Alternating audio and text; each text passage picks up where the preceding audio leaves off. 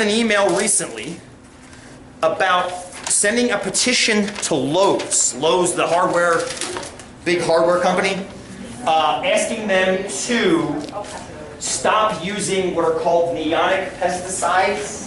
Has anybody heard about it? I don't know what you're talking about, Steve, when you said I read an article recently. Anybody heard about this? Neonics, Brandy, you have? Okay, so I got this petition.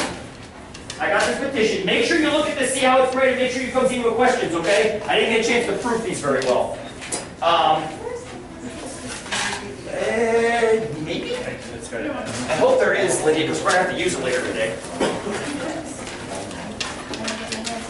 There's not. I have staples. You can kind of fist me. Sorry. Aaron, you go. Michaela. So anyway, I got this article, or this petition forwarded to me, and because I keep these, I'm like, oh my god, I have to do that. And then I'm like, wait a minute, time out. That might not be legit. So I did a little, right, because I mean, it was tricky because my original gut feeling about the article was, sign it, you're a beekeeper, sign it. Because you guys may have heard, you may not have heard, there's something called colony collapse disorder. You may have heard of this, maybe you haven't. Colony collapse is this unexplained phenomenon that wipes out a huge percentage of bees, like every decade or something like that. So, and I've heard about it for years, but I've never checked the statistics on it. I go to seminars every couple of years. Where's Kelly? Hi. I apologize. I go to clinics every once in a while. She's over here now.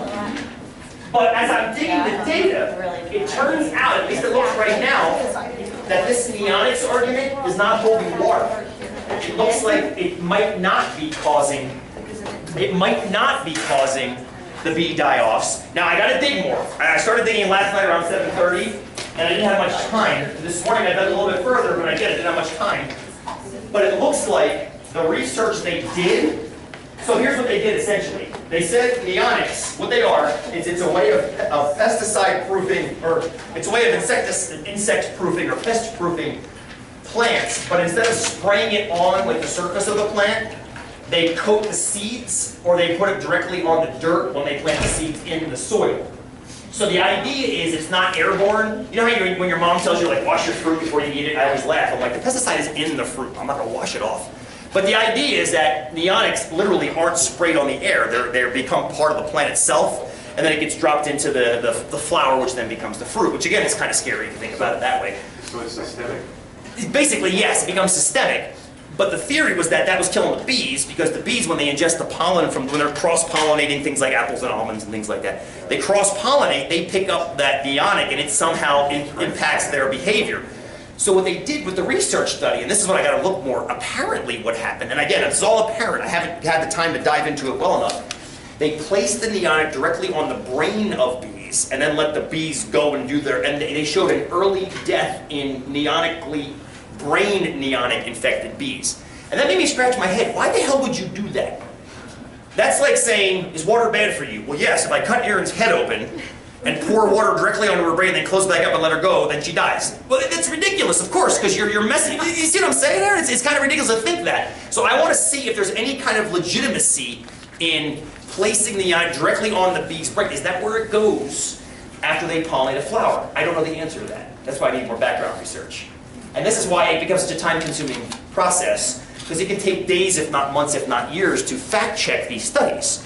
So it's interesting. Pay attention to that when you're asked to sign things like an online petition to block something. Make sure you know what you're blocking. Kelly, you here? No. You're not. No, different Kelly. There she is. Different Kelly. No, I'm not here. You got it. You got it. David. Another name I haven't learned yet. David. Jesus, Kelly, man, we're going to be second row.